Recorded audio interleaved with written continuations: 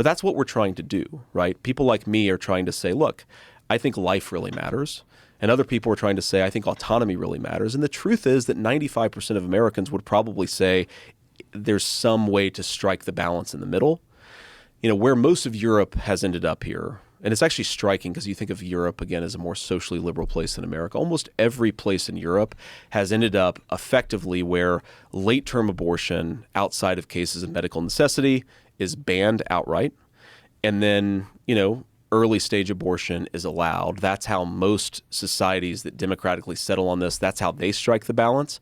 I think my attitude is I'm running for vice president. I'm not trying to tell you how to strike the right balance, but we want to preserve the right of states to make these decisions. I think what people are afraid of is men telling women what they can and can't do with their bodies. That's the autonomy value. Yeah. I get it, man. Yeah. I get it. And I think that there is a very real and valid argument here that autonomy should take precedence here.